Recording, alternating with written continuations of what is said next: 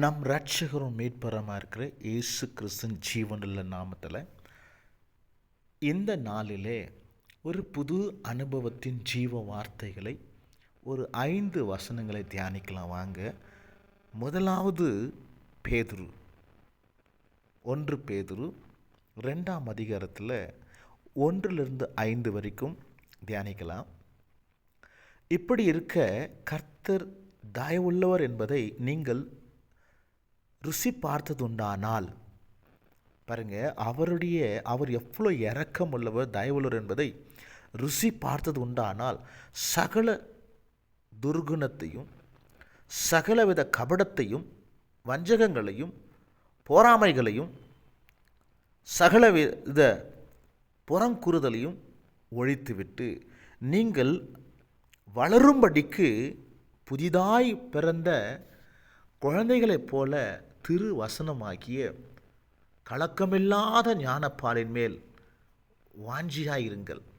மனுஷரால் தள்ளப்பட்டதாயினும் தேவனால் தெரிந்து கொள்ளப்பட்டதும் வெளியேற பெற்றதுமாய் இருக்கிற ஜீவனுள்ள கல்லாகிய அவரிடத்தில் சேர்ந்தவர்களாகிய நீங்களும் ஜீவனுள்ள கற்களைப் போல ஆவிக்கேற்ற மாளிகையாகவும் இயேசு கிறிஸ்து மூலமாய் தேவனுக்கு பிரியமான ஆவிக்கேற்ற பலிகளை செலுத்தும்படிக்கு பரிசுத்த ஆசாரி கூட்டமாகவும் கட்டப்பட்டு வருகிறீர்கள்.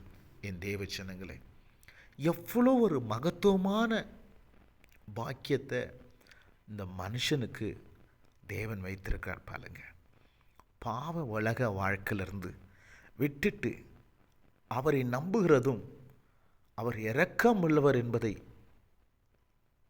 நம்ம ஏற்றுக்கொள்கிறதும் ருசி பார்த்தது உண்டானால் சகலவித மாம்சீக சுபாவத்தை விட்டுட்டு ஆவிக்கேற்றபடி ஞானப்பாலாக்கிய அவருடைய வார்த்தையாகிய அந்த வார்த்தையை நாம் வாஞ்சியோடு பெற்றுக்கொள்ள வேண்டுமா?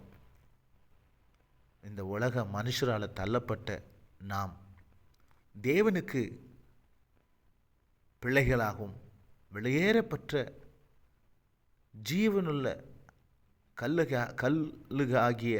கல்லாகிய அவிடத்தில் சேர்ந்தவர்களாகிய நாமும் ஜீவனுள்ள கற்களைப் போல ஆவிக்கேற்ற மாளிகையாகும். என்ன அருமையான வார்த்தை பாருங்க, ஆவிக்கேற்ற மாளிகையாகும். இயேசு கிறிஸ்து மூலமாய் தேவனுக்கு பிரியமான ஆவிக்கேற்ற பலிகளை செலுத்தும்படிக்கும் பரிசுத்த ஆசாரி கூட்டமாகவும் கட்டப்பட்டு வருகிறோம் என்று சொல்லப்படுகிறது. கர்த்தர் நல்லவர். உங்களை ஆசீர்வதிப்பாராக.